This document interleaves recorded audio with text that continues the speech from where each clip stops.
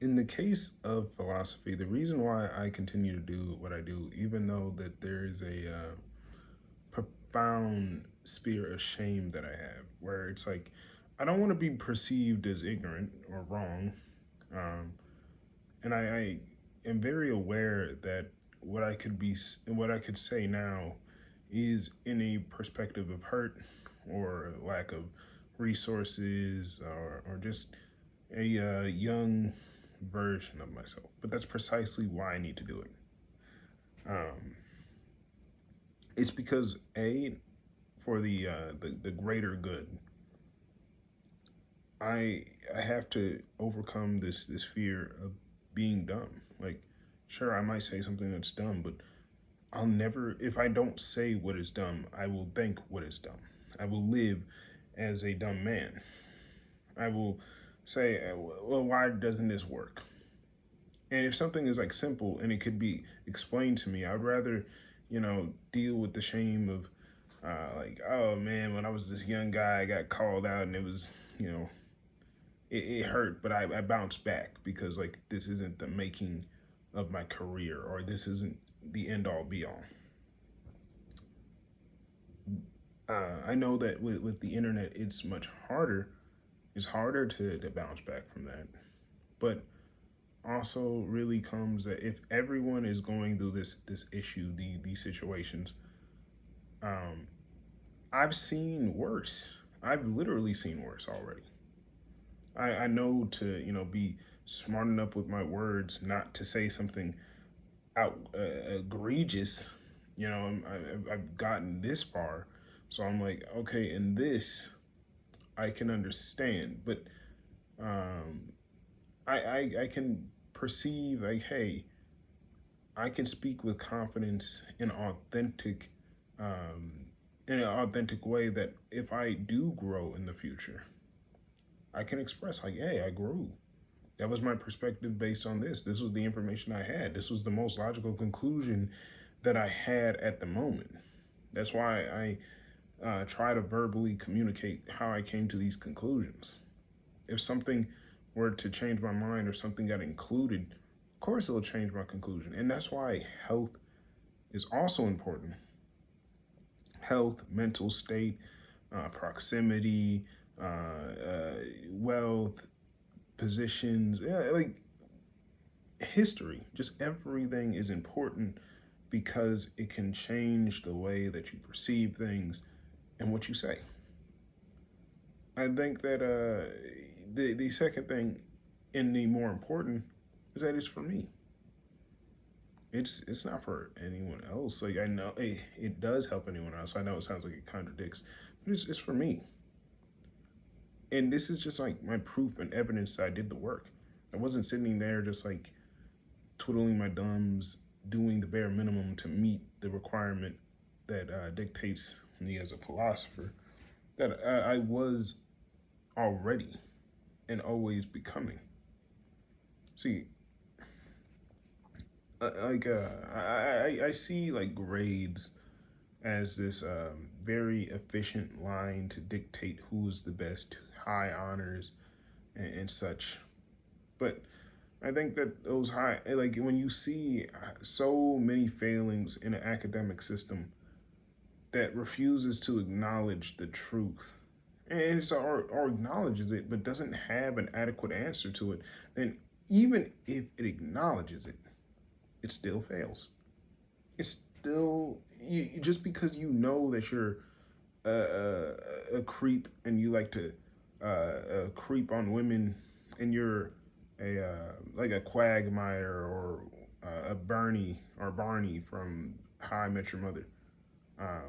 That doesn't mean you're good. It doesn't mean that it's cool or acceptable. It actually makes it worse. It's kind of how Quagmire said with Brian, but he was the worst, in my opinion. Both of them were bad, but bad for different reasons. Acknowledging that you are bad does not make you better. If you're not doing work to be better, then you are still bad. And you are, in fact, worse because you know what is causing you the issue and you refuse to do anything to improve the situation. It's arguably worse. Being ignorant to something, not being aware, unfortunately, you might not ever grow. That might be the highest point. But at least you could say, no, I guess the least you could say is like, in some way, in something in their head, they aren't trying to be malicious. But you doing that intentionally,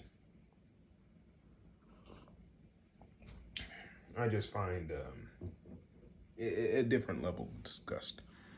But equally, both equally. I do this because like when years later down the end, when my life is reaching its end, or even if I were to die in a few years, I get to say that I had tried. I had done it. I didn't wait until I got permission to do philosophy, for I lived as a philosopher as long or as best as I could. That I understood that uh, I wasn't in the pristine condition to do it. Yes, it takes age, experience, wisdom, resources. But if I don't do anything, no one's giving me any resources. No one's putting anything into me. They will go. There are people who masterclass me. People with better perspectives and better makings and qualifications as what coined is the philosopher today or the philosopher of yesterday. Um, but really, the biggest issue that I have found is that I don't mind not being ready, but what are the actual standards of being ready? And who is the decider? Who is truly the decider? And if I can point out a very obvious, clear flaw, again, it goes into that same cycle very clearly. How many people are able to actually obtain that reasonably? Like if we truly try to remove the barriers and issues of a structure, if you point out the hypocrisies and the very glaring flaws that would have made it even sustainable to get that high, why are we still treating awards as if they're great or they're important or they're valuable? I know that they have some sort of value. There is a merit system, but is that truly it? If by the very words of you uplifting it, if immediately it isn't followed by what is ailing it and what is being done to try to remedy it, I think that the words can fall deaf because then it sounds like you're complicit in it. I don't know where I last. Like that's why I can sometimes feel like I have a bigger ego than what I truly think that I have, because like I'll go, who who's running this? Who am I following? Who am I listening to? Whose rationale is this? When do I get to have a point and be on the board to say, hey, this is all that I think, and then it get reviewed?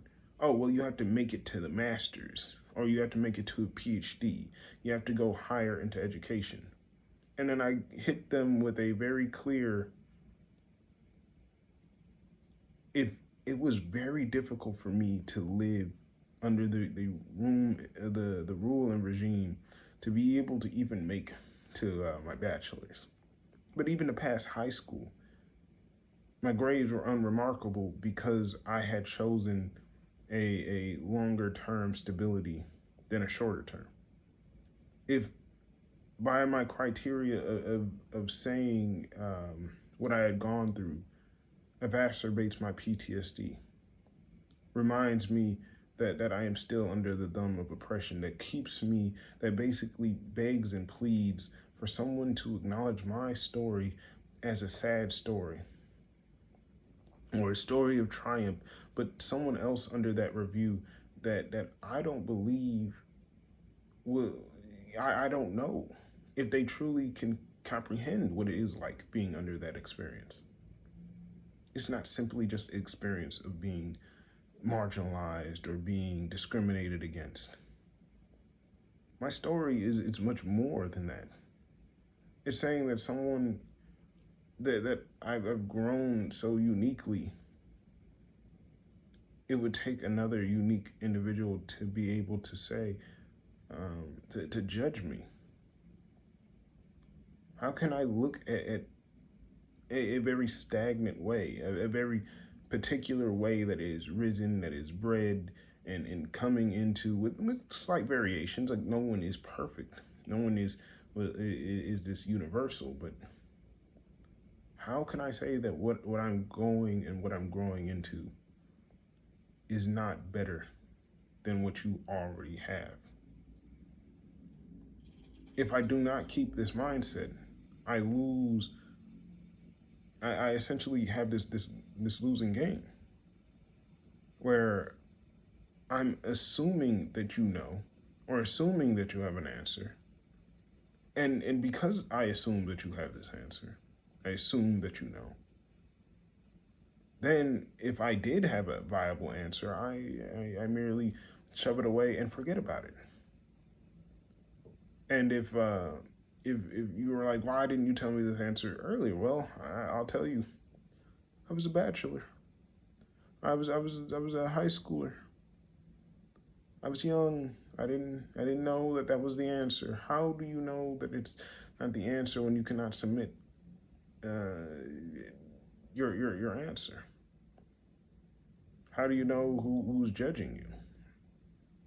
I know that a person is in the building and under this institutional um, marker in place, but I feel like teaching teaching has one disadvantage: the speed in which it is done and the lack of being able to verify its credentials. Every teacher that I've ever really grown akin to has shown me their strengths, like a show of force. To say like, hey, I'm not just here. I'm not just a teacher because someone gave me a script, but I can show you exactly how it's applied. But very rarely do I have the time, the energy, the position, because everything is so expedient these days. It expects instant gratification or results. I'm always rushed by another's eagerness to get out there and prove themselves. That I'm eager to go in and prove myself. This is the moment that I'm eager to prove myself. That to others, they view this as a test and they'll do better on the real thing. But this to me is the real thing. And everything else I've lived was a test. And I don't know who or what or why or when or if I'll ever even be acknowledged. Like the reason I strive for love, the reason why I've been in so much pain. I even had this yeah, I won't say difficult conversation, but it wasn't like my most desired question or conversation. I had talked to my girlfriend about a dream that I had with a. It wasn't a sexual dream, but there was sexual contact in it. I did.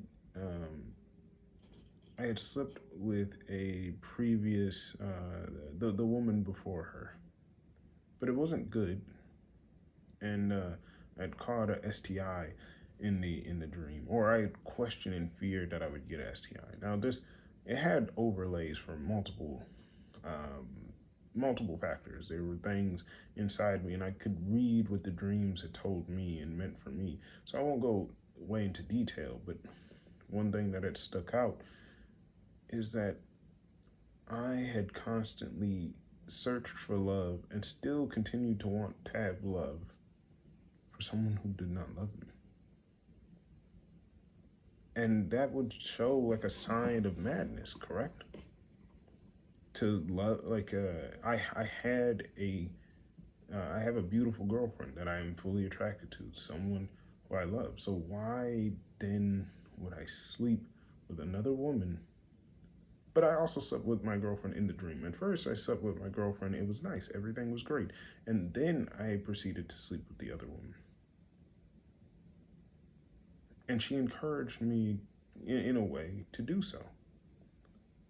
And the dream, what it had told me in coming into a realization that it was like life.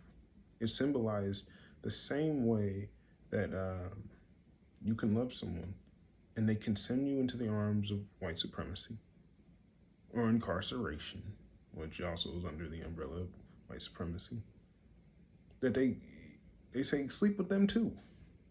And I said, sleep with them too? How can I love black culture and then go to university and then just discard it? I when I sleep, when I go and lay with this woman, I may catch an STI. I had I'm perfectly in love with my girlfriend. Why would I have to sleep with another woman? That's what society is basically forcing me to do. I'm not uncomfortable with remaining how I am, but it's saying in order to maintain in society, it is expected that I lay with another woman and accept it and run the risk that I get a STI or not. I also understood that it's like the only thing that I am allowed to do as a black man, as many black people. This is a universal thing, but I specifically say in the realm of blackness, when you are denied love, if you are told that the family that you're born with, that is love that you have to keep, you have to maintain, and the only love that you get to choose is the love of a partner, you will desire many partners.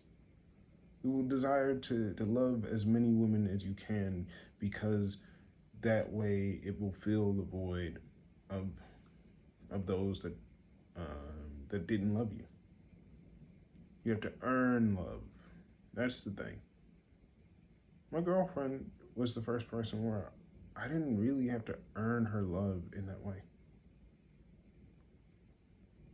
We, yeah, I think that we liked each other. We didn't hate each other. It just like the more that we met, the stronger that bond had gone. But I don't think it ever was not love. But I believe that I felt that feeling with lots of people. Like I didn't have to necessarily go into this heavy force of, oh, I proclaimed my love to her the first moment that I saw her. No, I didn't do that.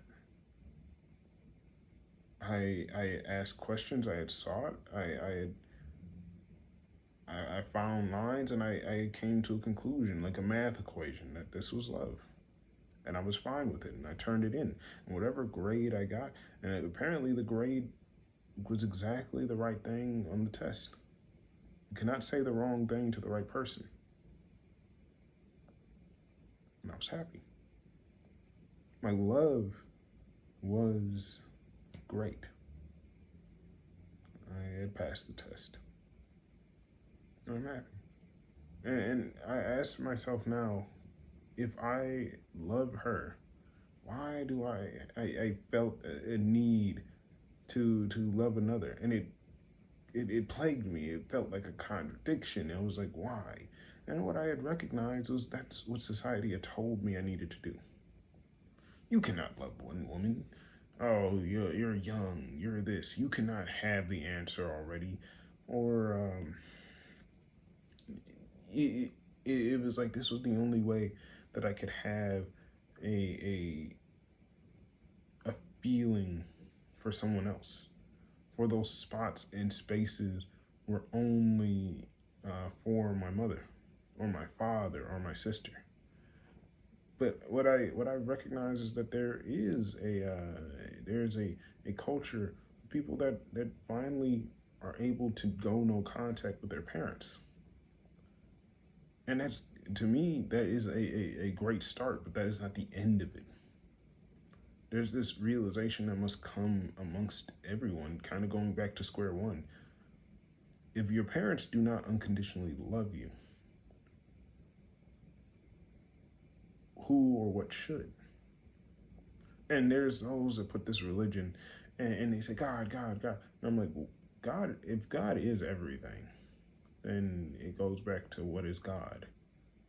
Who's allowed to be God? When can God be invoked and when can God not? Because if we invoke God in the positive, we must invoke God in the negative. But then there are those that refuse to acknowledge it as such.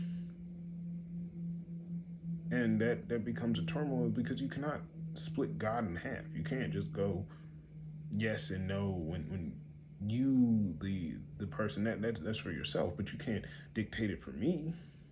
If I say that God is the rain and then God is also the hurricanes and God's also the thunderstorms and God's also a sunny day, that if you say no, it's only half, only the things that I like, then you are speaking on behalf of God, and the God that you are speaking of is you, and you are presenting yourself as the Almighty Being, and that I cannot agree.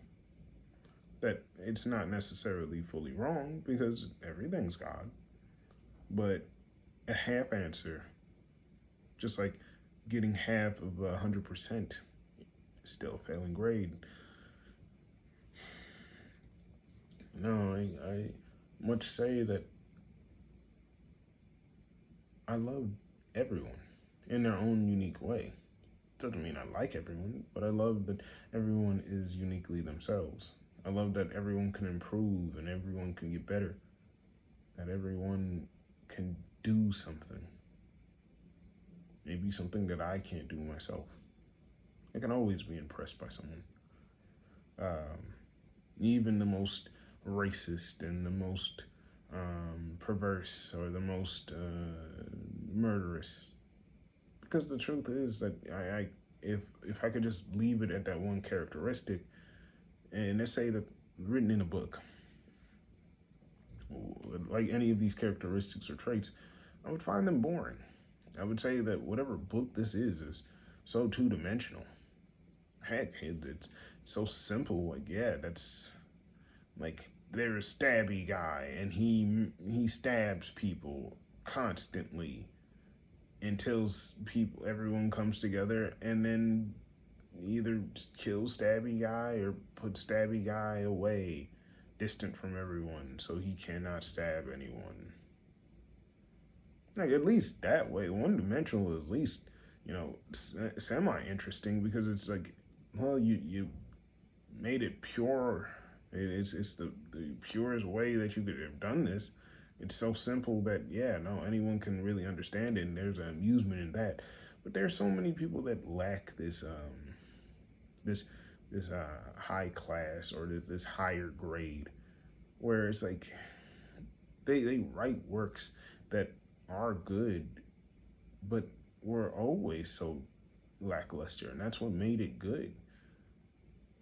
The subpar, the mid. To be honest with you, a lot of shows are mid.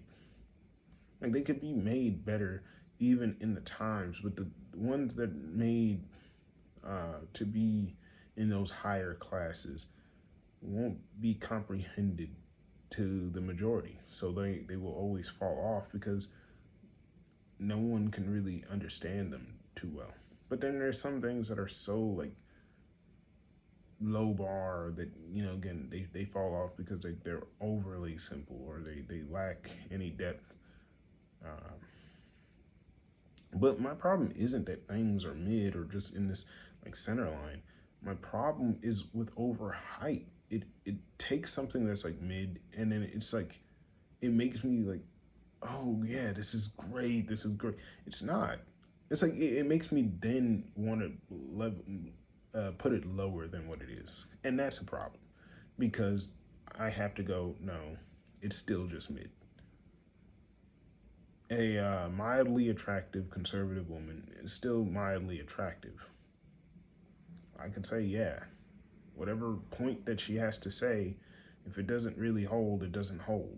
I don't have to sit there and say, oh, she's ugly because she's conservative. It doesn't really do me any good or bad. Like, I'm not attracted to her.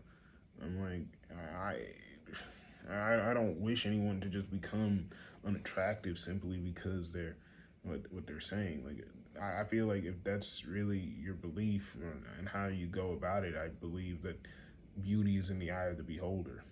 Like, if she believes drinking meat juice every day was can cure the gout, then she's going to fall to her own sword. I don't need to really expedite that. I don't need to sit there like ugly, ugly, like, because then when people play the tapes, they're gonna see me saying this about them, and they're going, wait, I was the good guy, I had to bully them for justice. um, so fails me. It doesn't do me any good.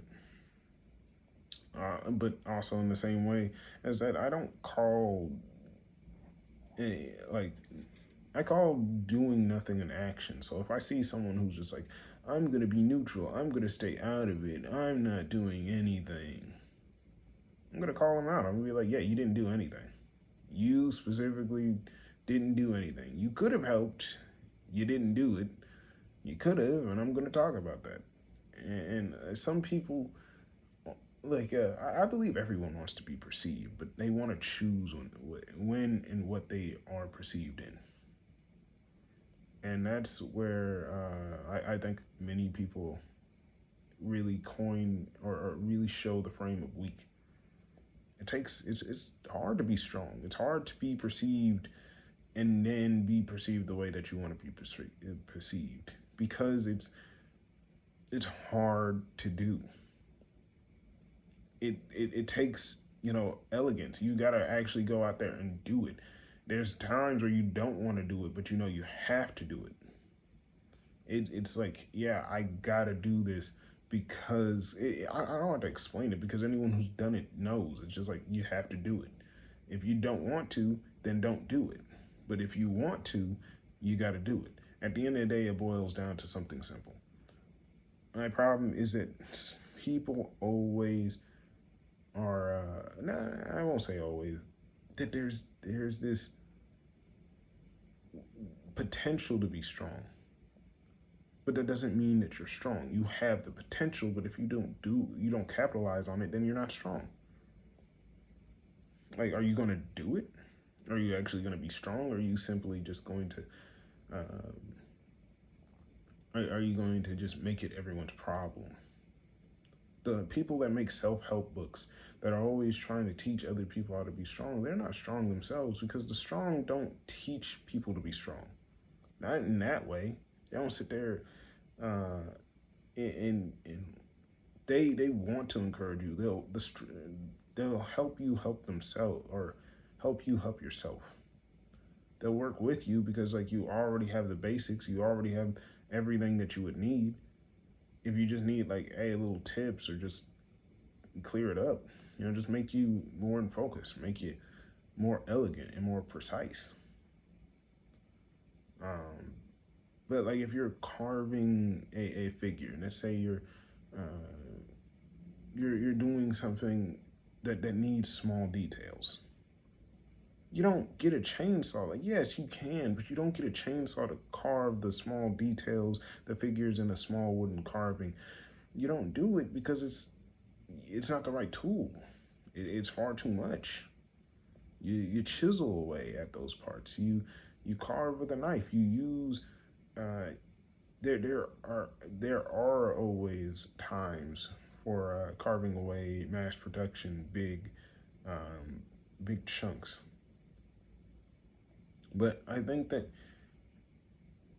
I know that things can be mass produced, but they always feels a little bit better handcrafted. Feels better because of its uniqueness, because of its flaws, because of its lack of uniformity, because then it makes me feel more at home for myself. It's like, oh, I can do this. It could be done. How can one do this? It asks more questions than accepting that these things are already there.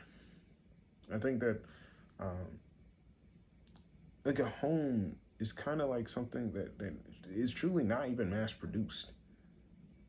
Like it would be one thing for people to have conversations about homes and owning homes if these things were mass produced and people were turned away from them. Like people turned away from these types of homes and refused to lay in them, and they're too judgmental and picky. I think that it would show more to your point, but that you were able to give and provide something that was good, that you were able to live in, that you were able to document. But if you if you can't, or you have to manufacture, you have to go through all of these scenarios to make your case specific, and then you yourself don't even want to live there for all the reasons that everyone else specified. I think that's it's a bit humorous. But I also don't like those that simply point out the hypocrisy in things, because just being able to point out the hypocrisy in it doesn't make you elite. In fact, it, that's the first step of anything, to point out like, hey, that's hypocrisy. But like the Daily Show, to point it out, is that it's this satire. It's this like, ha ha ha, I'm above it all. I'm better. I know greater. It's like, do you really? Like, yeah, I think that a lot of people, the reason why it's so funny, those shows are actually super popular, because it's like people can understand it. That's not the issue. It's just like, what are we gonna do about it? Like, what's the actual um like procedure? Like, who's going to make this? Whose steps? Where are we gonna get these resources? Because you how can you pull from another? And then once you actually realize how the system works, you start to see what exactly some people were talking about as a failure. And these things stop being as ridiculous, but they show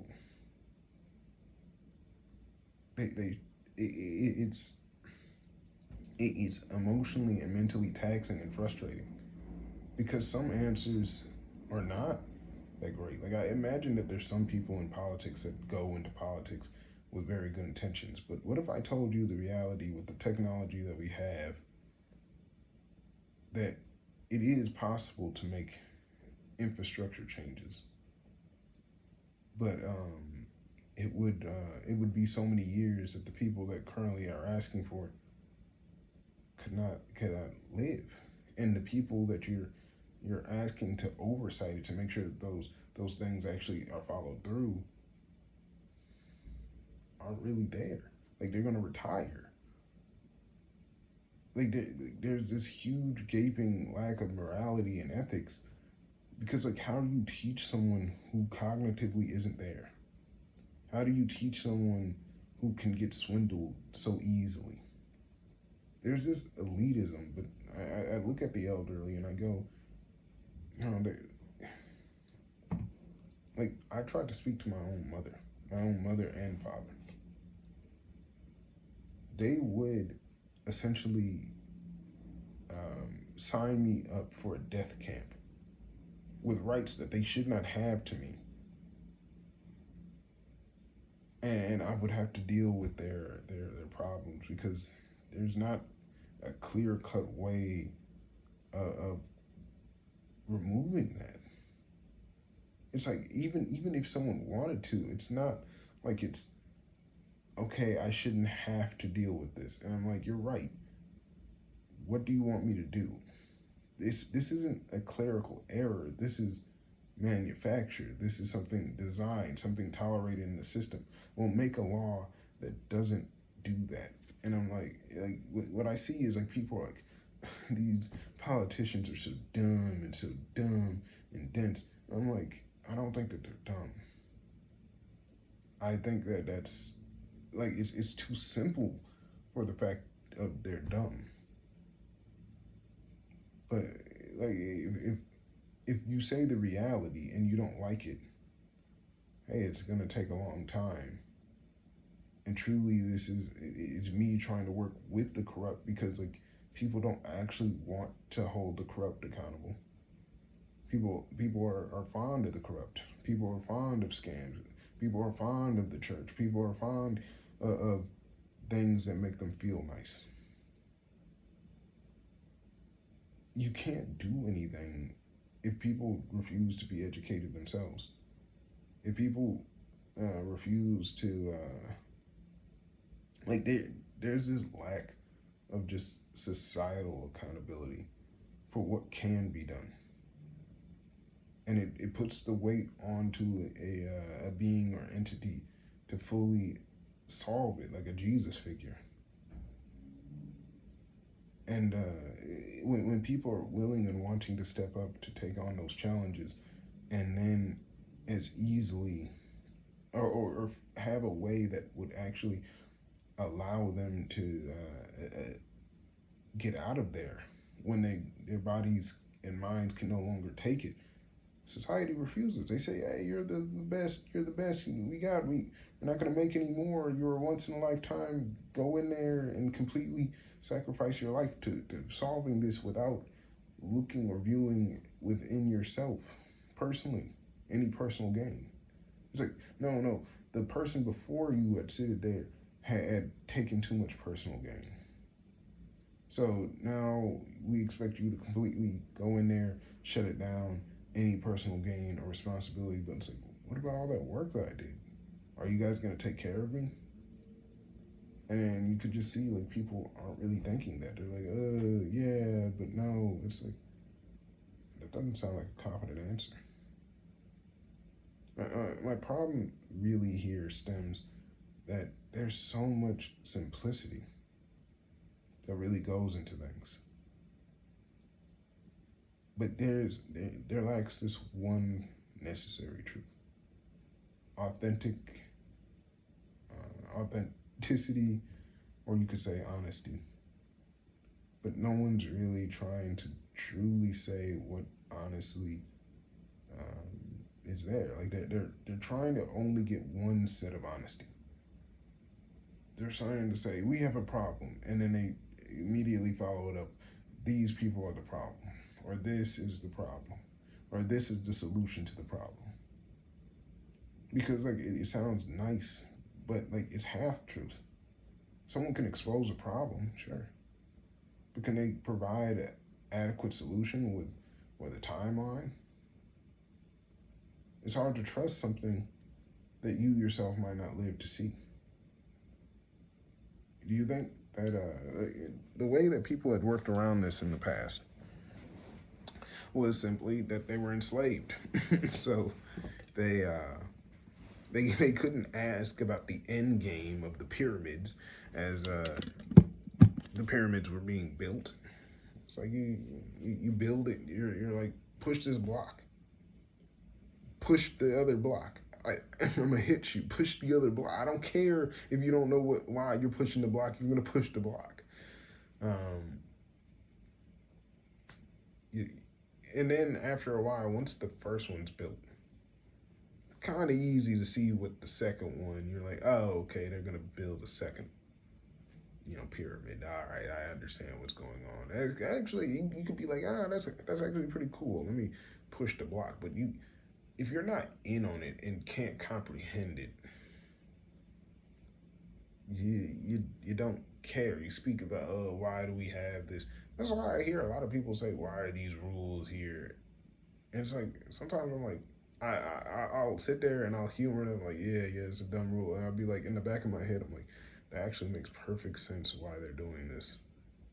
This will make it so much easier for the next generation, so much easier for everyone to universally get on this standard. So then it's easy to repair, cheaper in the long run. It's more expensive now, sure, but when you look at things, you're like, oh, okay. My problem is, at least my problem that I face is that I can understand it. I just still don't have the resources. I don't have the time, and people don't trust the words that I say. Like, it's too much work to get on that council, and then when I finally get on there, I have 1 or 2 years of real functional brain power until I fully collapse. My body isn't some indispensable um, figure. And I know I'm thinking of these long term problems. I just don't know. Like I rather just be a very low tier person and might get there, but I feel that it's my function is better.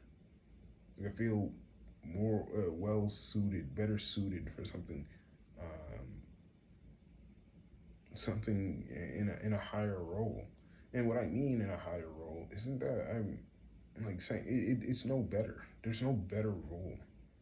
Just like if I'm better delegated to be in a leadership position, then I'm better delegated to be in a leader position. It's no more higher than being a foot soldier. There's not really this benefit.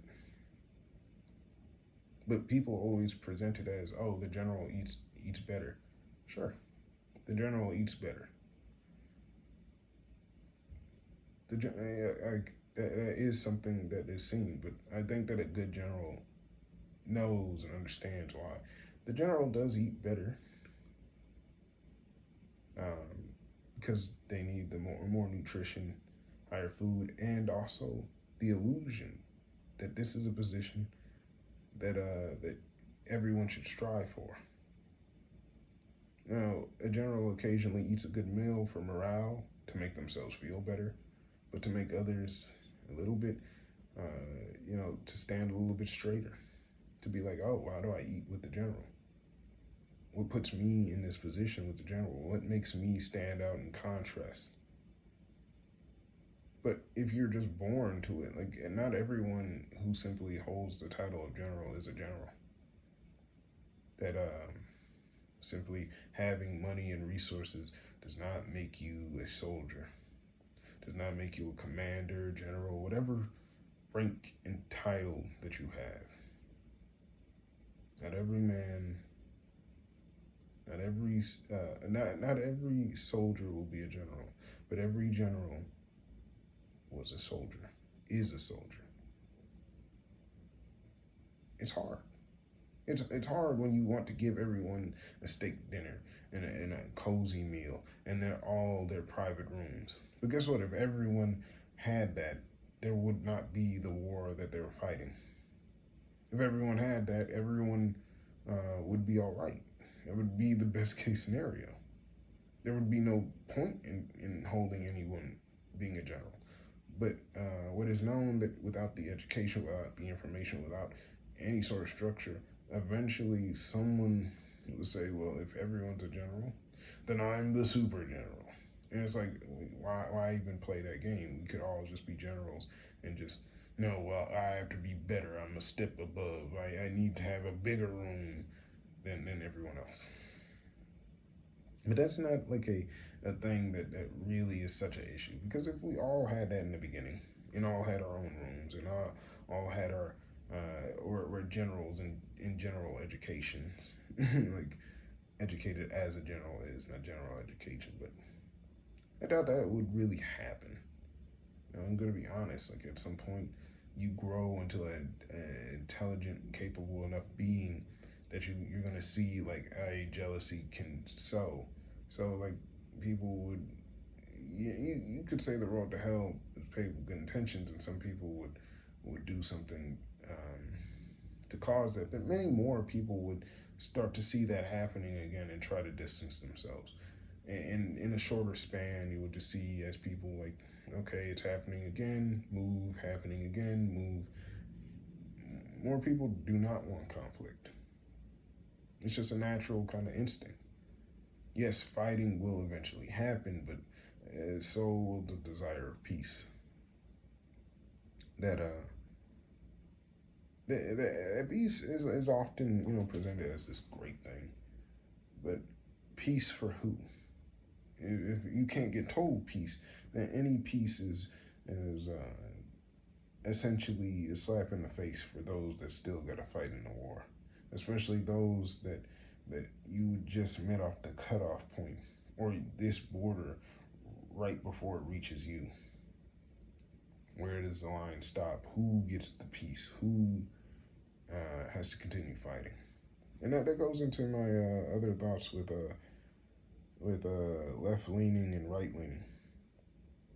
I was telling my girlfriend that if you view conservatism and liberalism, because I specifically say liberalism, not leftist, because I think that names do matter, and if we're going to say names, then I say that if you're the farthest left and you can go, then you're leftist. But if you're going to then say leftist and liberal, it'd be like, so you can't put the farthest left and then something near center left and then just mix it together for convenience, because then it starts to confuse everyone. So then when someone's just like a little bit more extreme, then you got leftist, liberal, liberal, leftist. Like, can we name it a different name, like that doesn't even have an L? Like, can we call it I don't know, the marginalized, or I don't know. It's just, like, I don't want to name it something that obviously gives a tone of like, oh, the true thinkers. Like, that's something ridiculous. Just like, name it something that doesn't really have a negative or positive charge, and then rename it every once in a while to make sure it just doesn't give that connotation.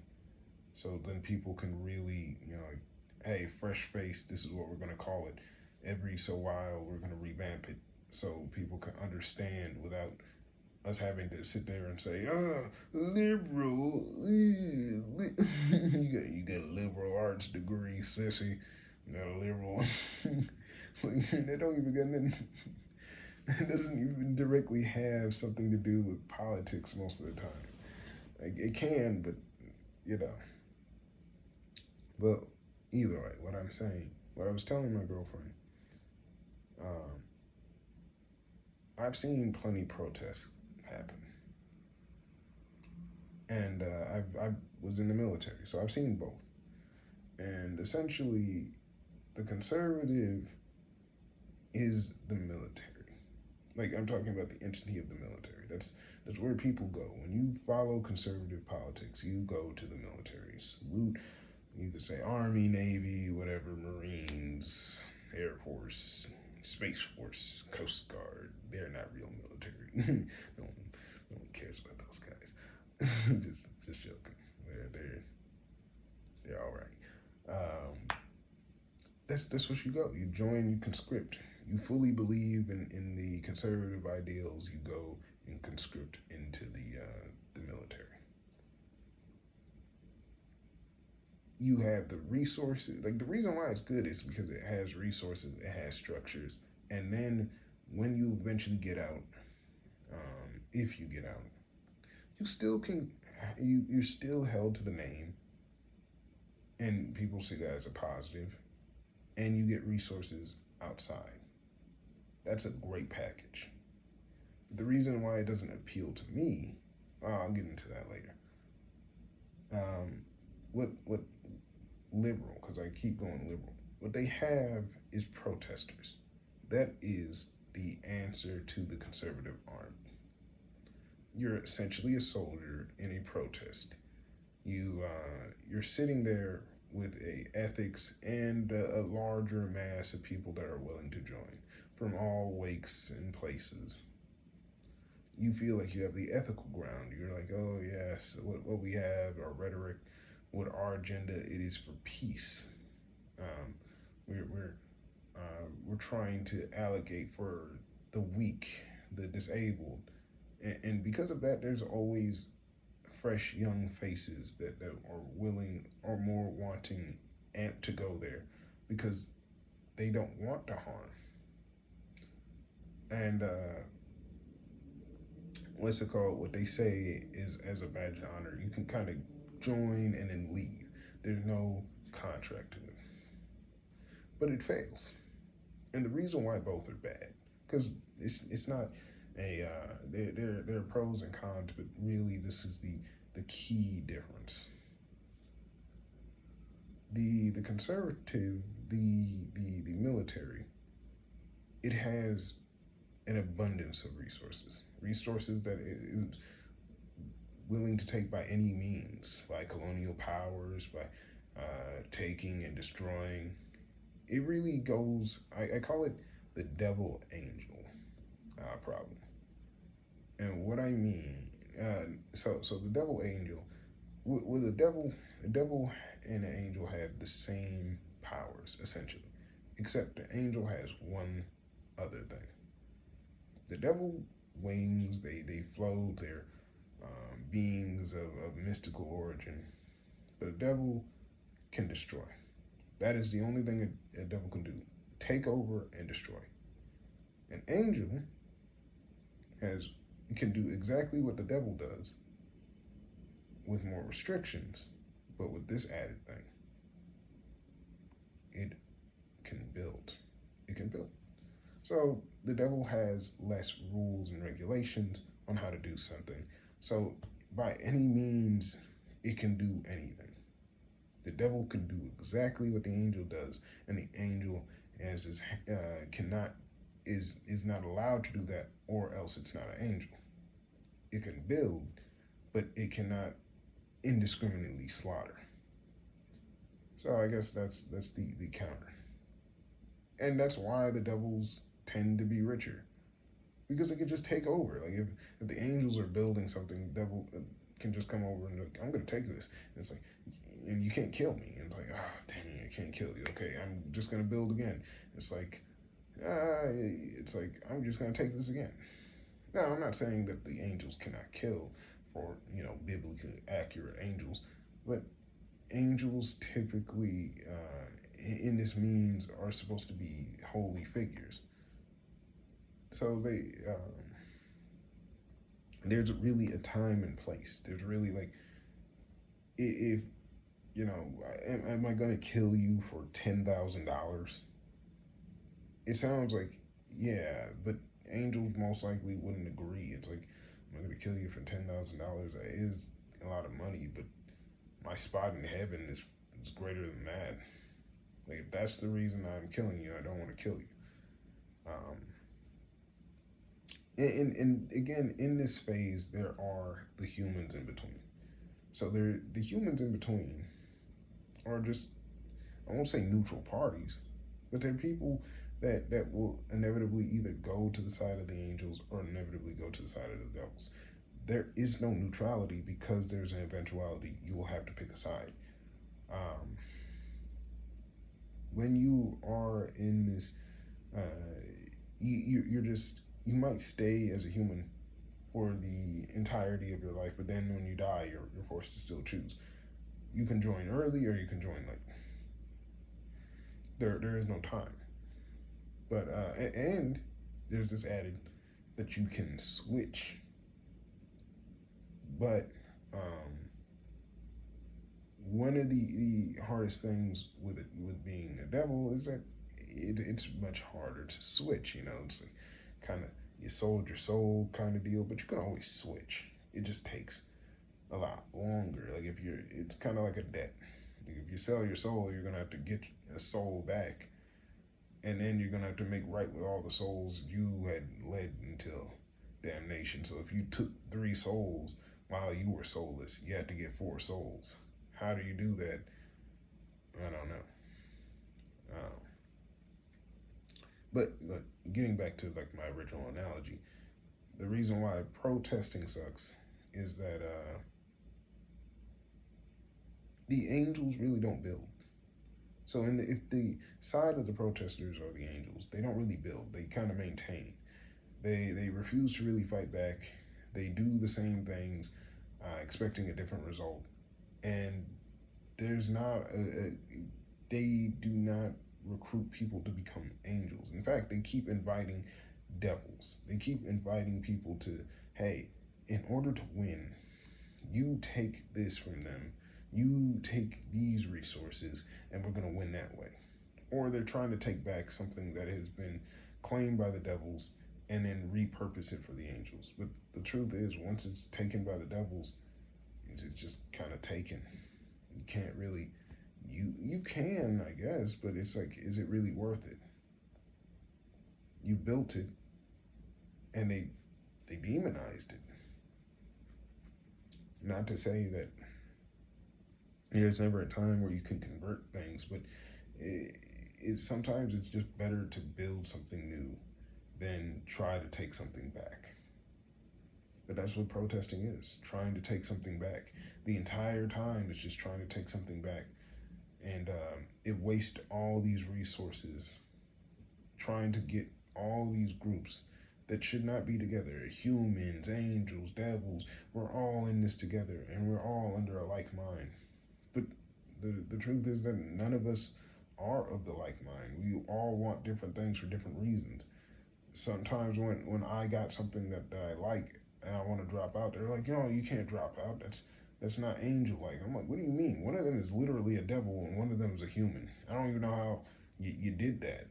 And they're like, no, that's you're gonna lose your angel. I'm like, are you even an angel? And with this whole analogy, I just wanted to understand. Most people view devils, angels, and humans as this like red pointy devil ear guy or horn guy, and then they got angels with the halos and the blue wings and and then you got humans as just like whatever skin color, just tan or black or brown or whatever. Truth is, none of that is what angels or devils look like. They're just humans. Like they just look humanoid because it's not like it doesn't make sense for either one, for all the parties to really expose who they are and what they are.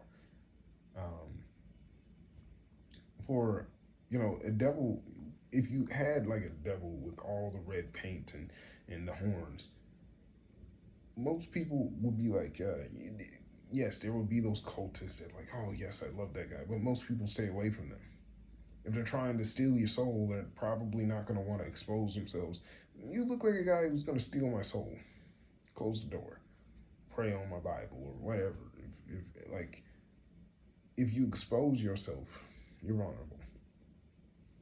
Angels are the same way. You're like, hey, you're an angel.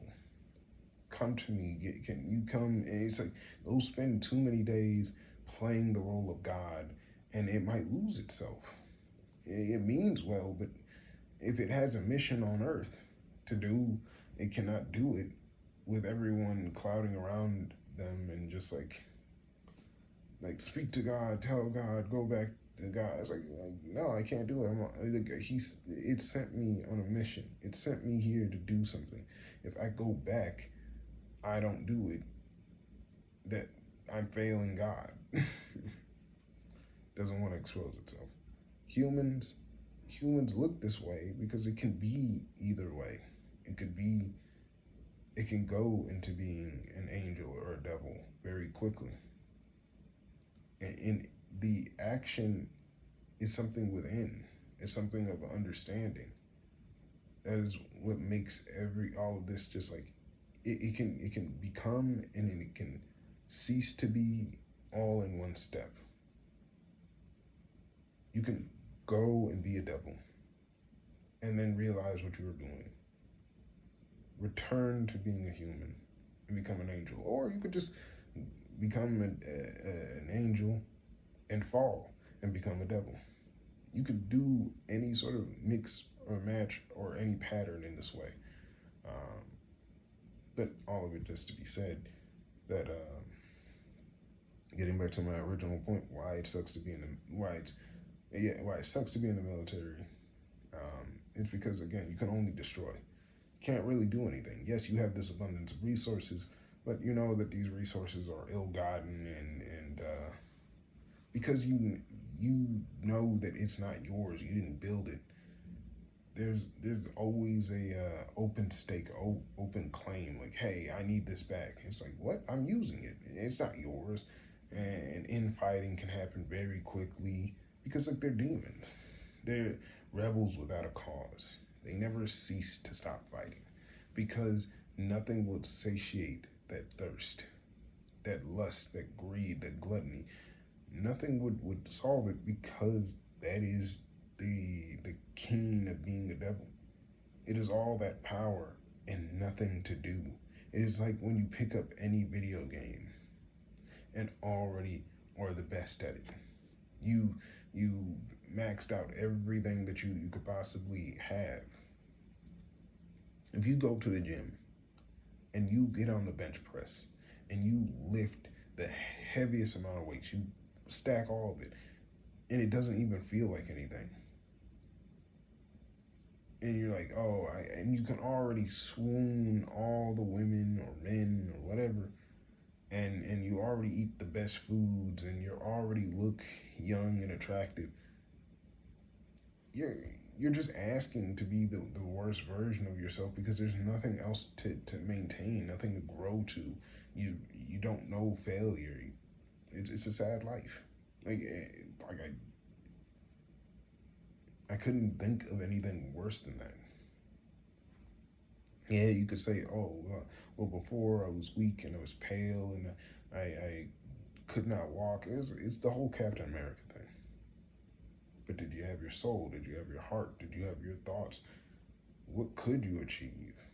What could you want? Now, I am someone that speaks from a different perspective. Speaks from like, hey, I might have the privilege of using my legs, but uh,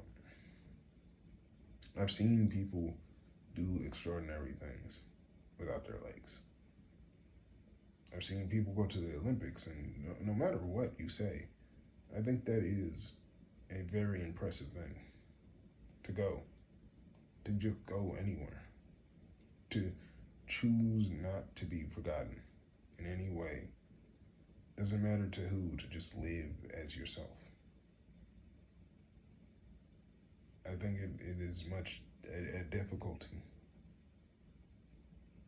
to continue to fight, to continue to want, to continue to need. I think that's impressive. Or like if has anyone ever had the strength to just choose to die? Like not in your own life, but to die. Has anyone ever been so strong where it's instantaneous, not just repeated? Oh, I'm sad, I'm sad, I'm sad, but to really do it into existence. If they have, I wouldn't know them, because they they would have been so strong, so mighty to do so. So when I see someone continue to live, to eat, to strive, I know that if I hear them laugh, if I hear them cry, if I hear them um, speak and do anything, that was a conscious action, a choice. That there might have been, like, I don't know what's going through their life, but there's something that can amaze me. So, but, uh, well, the whole point of what I'm saying is that both of those things equal the same amount of kind of negative force, because the protesting needs a positive force. If you're actually going to overcome anything, you need to have a little bit more than like a simple math problem. If you got a negative number, -2, you would need a +3 to move. But no, the protesting simply is either at a -1 um, or a -2, or it's maintaining at a 2 or at a 1. So it's getting pulled. If the military's at a 5, because like it's not really riding on anything. It's the ethics aren't even that strong. The morality isn't that strong. The outcome isn't even listed what they want. There's no plan on building until everything is reclaimed. There's and the people that are asking to reclaim things are people that weren't even entitled to it in the first place. So it makes them devils or humans at most. Like we people want equal rights, which is fair. Everyone should, but it's like every time there's a conversation of equal rights, there's something that I know of myself. I say, who's in the front of this line? And I always look and I'm like, are white people in the front of the line again? Like it's like, oh no, I'm this, or it's like I'm what's it called, Hispanic, but I'm like, dude, you're like I hate to tell you this. It's like I'm not saying this to because I'm forced to be in an awkward position to say the truth, and then I get this hate because like, I said the truth. Black people have been waiting in the back of the line patiently, just kind of like letting everyone kind of go. I won't say patiently, but it's just like there's this. We don't want to go because like if we do, our lives would be changed forever, drastically changed, and it's scary to ask that level of change. Like it will throw us off. That not only will the change that will happen, we would need again more resources to adapt to the change. Like everyone is going to have to wait because of how long we've been waiting, and then people are going to be like, "Oh man, it's too. They're taking too long," and then they're going to pull us out and push us to the back of the line. And it's like we didn't get everything that we needed. No, everyone gets 15 minutes. It's like, no, we can't. Like, yeah, everyone gets 15 minutes, but I've been skipped 17,000 times, so it's gonna be a lot of minutes. It's for me to be at that equal number. But there's this anger that comes. There's this like, well, I don't live that long. You're not gonna live that long. None of us are gonna live that long. Like I need it now. Mine's is only gonna take 15 minutes.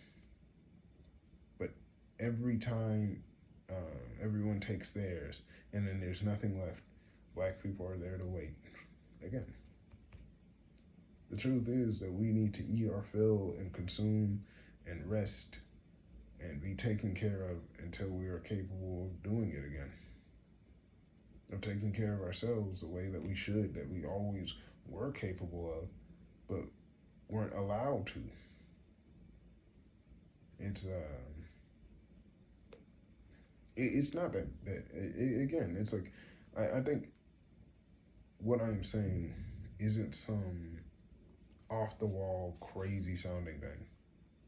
I think more often it's misconstrued or expressed or clipped or explained in this way that um, makes what I'm saying look bad. The argument simply that if you don't listen to the entire thing, that whatever they heard, it's clearly this is the dumbest thing ever. But when you hear the whole thing and you recognize, like, yeah, I might not like it or maybe not agree, but I don't think what he's saying is dumb. Whatever logic he's using, it's sound, but another perspective can maybe break it. But the truth that I at least I think is that the things aren't going to get better until that is done. Even with generative AI and the problems with structure, because all these rules and making of rules really stems in the inability that people have to actually speak. And the reason why people don't have an ability to speak is because the ability to speak and for everyone to speak has always been stifled. And people always seem to have issues with AI and possibility of things being taken over or just someone creating something that will inevitably destroy the world with or without malice. But what I notice is that it is, at least for me, I think it's a human issue that no one would have been capable of doing this had, like, I know that if I was in the room where these things would be made, because like I would have been striving for prominent positions, I would be the first voice in the room to say what can be a preventative measure to make sure no one can create something like this. That would have been the first thing that I would probably have listed Because if we went on and talked about this and discussed this, that there are so many people that are action filled, but no one really have thought that ethics never takes a back seat into my mind. That's the first thing that I think of, how ethical it can be. I don't say everything, but I would say everything. At least I hope that ethics is the first thing that I think of, but maybe not, because I am human too. But either way. But how many people don't even have ethics in their mind, their thought? And that's the reason why AI has gotten this far, because they threw ethics out the window. It was easy to make it without this. It's easy to draw up instructions and make what's it called, buildings and construction without OSHA. If you ignore all the OSHA violations, you can have everything made in a week. 10,000 people died, and I'm not sure if this is structurally sound, but who needs those pesky rules? Why care about HIPAA violations? Those are just jokes. It's really without regulation. But the best way to get around regulation, don't make a regulation in the first place. That's really where it goes. A lot of people just don't want to make a regulation. They see how stifling regulation is. It's stifling progress. If you can't progress and not break the laws of humanity, if you can't, be moral and progressive, then maybe your progression isn't really that great. But then there goes who dictates morality. But I say this is a lot simpler of an answer than some think. That it's like the more that people are capable of achieving freedom, education, mass education, as information has spread and the access of that information. This is what I say the answer to AI or all of these bad issues. We have progressed far too fast for our body to fully comprehend the changes. When things like that happen, things should slow. They need to slow as a body is sick to then heal, rest, and recover. We've been ignoring the most important thing about society. We've forgotten rest. Sometimes we need to go back, and that is what PTSD is, forcing our body and brain to go back into a place that is much painful, reliving the experience until it becomes sensible and knowledgeable. The only way that one could ever attain ethics and morality is to overcome the painful opposition, not try to run away from it. It is not surpassing. There is no one surpassing the painful parts. That I do not look jealously at anyone in their life, for maybe I'm asking to have their life before everything collapses and all the pain leads them to their end. Maybe even death is not an end, simply another place where it all kind of comes. I don't know, so I do not ask for something that I do not know, especially with such a lack of confidence. That it's simple that some parts need to slow down as others walk backwards.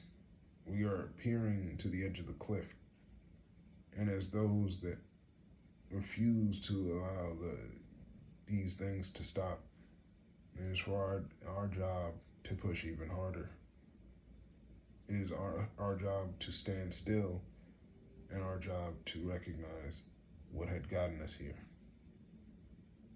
And if need be, if your hand pushes you to touch the chest of a woman without consent, then cut off the hand. if you cannot control yourself or your part of your body, as it said in the Bible, that if you cannot stop gawking at a woman, then rip out your own eyes. For it's better to have no eyes than to sin in that way. But those, they claim that that is too extreme, and choose to then ban and banish the woman elsewhere so their gaze will not cause them to sin.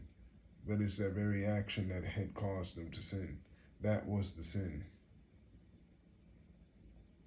Sometimes they're recognizing. If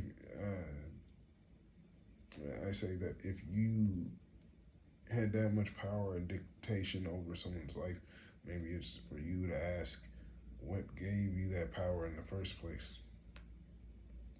And if you start to lose that power, why does it upset you so? I think it is for the strong to lose power.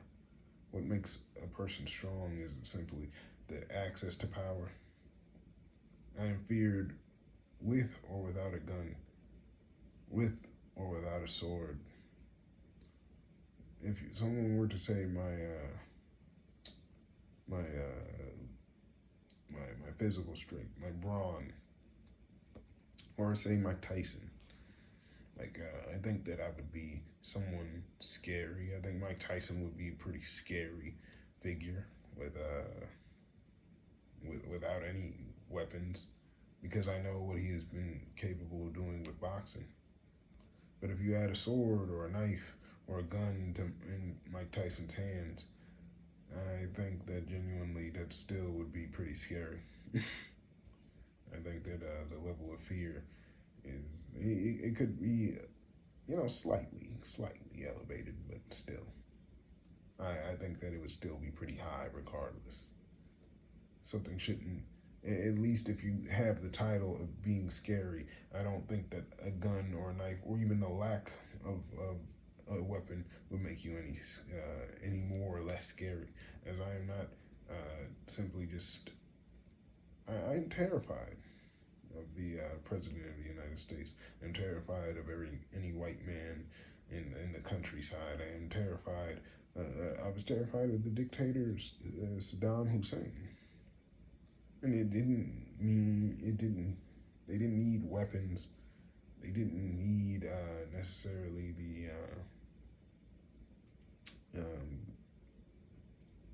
like the complex mind or an understanding of nuclear physics. Simply, whatever position that they are, it was their mindset. It was the whatever got them into that position. Whatever is going on in their head and those that follow them that scare me. It's like I can't reason to a man with 1,000 minds. I can't. Well, that's why it's important to have control of your own mind. But others choose to lay down their mind and be someone else's puppet and tool for a paycheck, to lease it out.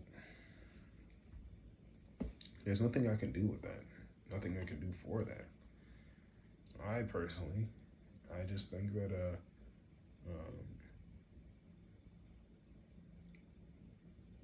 if I'm going to live and be as myself, then I will want to die and be as myself. That is what makes me strong. To say that I remain myself. That if I convince a man, I am not convincing a man to become me, I'm convincing a man to be themselves. That is my strength in the words that I have to say. I don't know who I am in this regard to you, but I know that I myself am but a man and will die as such. And I would rather not try to raise myself to be a king or a president or something, because then I will get in my head that I am something special, and then when I die, I will be disappointed or a bit saddened to see that I didn't get anything special. It's not going to be like, oh, president, they're going to call me by my name. And if I had gotten used to a title or a name that just anyone can get, well, then I'm going to feel quite dumb. I don't want to be king because think of how many kings were dumb, how many kings had lacked good conversation. And if I am only for a place where the highest echelons of kings, only the people with the title king were allowed to be in there. Just imagine how that room would be if that was the simple requirement. How many kings were monsters as well? How many kings had slaughtered, but king nonetheless being this name that is grand, that is great? How many kings were boring and fat gluttons? How many kings had, I shouldn't say fat, that sounded mean. The gluttons. Because they don't need to be fat necessarily to be gluttons. Just terrible people. I personally, I would like to live and die as a person. Leave me in the room with a person. Don't even label me as man. If man does not involve every and all genders, for when I die, I do not want to be in a room filled with women, and nor do I want to be in a room filled with just men, but all people. All people that saw themselves and forever saw themselves as people, that acknowledge other people as people. For if you try to take away one's humanity, you're only taking away from yourself. I want to be in a room for those that accept and uphold that title of a person, that never used it for political gain or any sort of gain. People. I personally, I think that is strength to remove yourself from extra weight that may damage a person, an opponent. Yes, it would certify victory, but was victory really necessary? That it's okay to lose. I lost a fight, sure, but I gained experience, so I only lost for now. That I think that some of the best fights that I've ever seen in boxing were those that of people who had lost a match, people who had broken their streak, and then once they realized that they can be broken, they had a choice either to start over again or to lay down their arms in defeat. But those that chose to fight again fought with a new rebirth, a ferocious vigor. It's incredible that the rematch fights are sometimes the best. But then there are those that simply choose to fight not because they believe in it, but because they hate the sully of their name, and then they lose again and again and again and again, and then they fade. I think it's strength to ask yourself, can you dig down deep? Is that really what you want? How bad do you want it? And even to lose a second time isn't a failure, because as long as the fight is good, the fight is good. It might say and signal that you're done, but hey, sometimes it's better to go out with two great fights than to go out with a win. I don't box simply because I'm trying to be the strongest and prove myself the strongest. I fight because I am strong. I fight because I know that I am strong. It is what I do. I don't aspire for prominence, and I speak of it so often, but I am prominent. That's the unfortunate thing. It's just I'm a bit early to the game of others knowing this fact that that's truly how it goes. That others, I think that others see individuals as like Kanye West or something as prominent, and he was someone I loved, someone I listened to, and I'm not saying that he still does not have intelligence, still, but I think that he had done something that I would not have done. Continued, continued to lie to yourself, like what once you've done what you wanted to do, like do you ever have a goal to end? You ever have something to achieve to and you're not capable of doing anymore? I think that Kanye was afraid to do zero, or maybe he wanted something with zero, but got scared and tried to return to what he knew best, and what he knew best, or what he could do. He couldn't do it as efficiently or as clean anymore. I think it's hard to make music based on struggle when you are no longer struggling. It's like Dave Chappelle used to be super funny to me, but after a while, it's like the game. And I'm not trying to call people has-beens. Sometimes I think that like they come out with the same energy that they once did. Like they do. And they're just as they once were. But when you realize that you had changed the world, can you sit there and accept that you've done it? That you left your mark on the world and now you're there to teach another. That sure you had played the games, you went to the Olympics. What's next? I think that at least to me, once I'd done everything that I can do, whatever mark that I had, if that is in the public eye, then I'm not saying I can't wait until I end it, but I want to do it with grace. I want to be humble and end it, and let that be the last marks that if someone sees me in the tabloids, or like in fact, I want people to see me when I walk around my town and come up and ask me questions on things that I'm doing, but treat me like a citizen. Treat me with love. For I think that when you put yourself too famous as a figure, people they stop believing in you as a person. They demand of you. They call on you like a deity, like you aren't just some other person.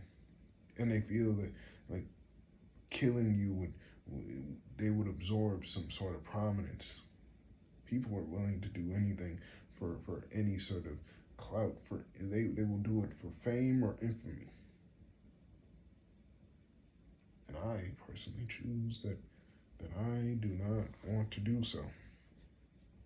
That I don't want to be a part of it in that way. I say no. I say that if you kill me, fine. You think that'll give you infamy or fame? You're not going to get anything. I will demand that my words, I demand that your name not be shown, not be told. My family will know my wishes. That because and I refuse to even have my essence in being published. That I would say publish me a year after. Or because you know why I say publish my death a year after I have died if I become prominent. I say because if anyone knew and longed for me, they would have already come and shown up. Why why only when the news comes do you know? When the papers have read, but you didn't search for me. You didn't search for my love. You didn't search. You didn't say, where is he at? Where come to my door, knock on my door. Where we haven't seen him in months, in weeks, in hours. I know what he does. Because a community would know. If I am truly a part of the community as I wish to be, they would know when I am sad. They would know when I'm angry. They would know when I'm frustrated. They would know when I'm lonely. They would know when I'm sick. But they would know my touch.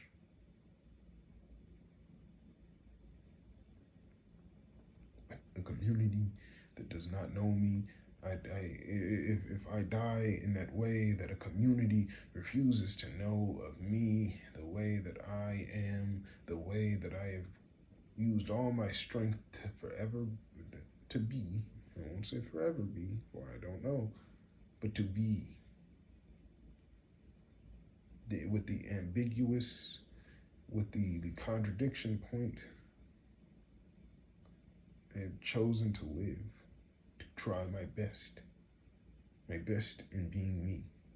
And if no one acknowledges that I am trying my best, then, or if the few acknowledge that I've tried my best in who I am, then let me be who I am and let them put me to rest. If you didn't care for me that well, or you cared for me in a mild way, then it should not harm you in any way to say that I had passed. It didn't really change. Your interest in me, oh, well, now you know what I was doing. Now I'm no longer here. To go back to your day. Don't let it bother you. For did I really think of you and did you think of me at the end? No. Not that it's, maybe I thought of you, maybe not. Maybe that's all it is. The same equal exchange of energy for the last time. If you feel something bad, maybe it's not for me, but maybe it's because you wanted to know. But this was the kick in the pants to say, go no. Don't let another time pass you up. And it shouldn't lead you. If it leads you to anger, ask why are you angry?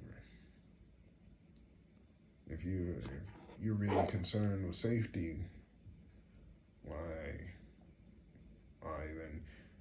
What are you going to do to provide more safety? For me, I feel that if that I do not want to fear walking around my town.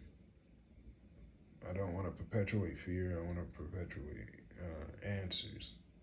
That I don't want to make everyone jumpy and say that this will solve these issues, because they might not. And I'll try my best. That I'll put my life and body on the line. That I don't know. But with that being said, I think I'm done.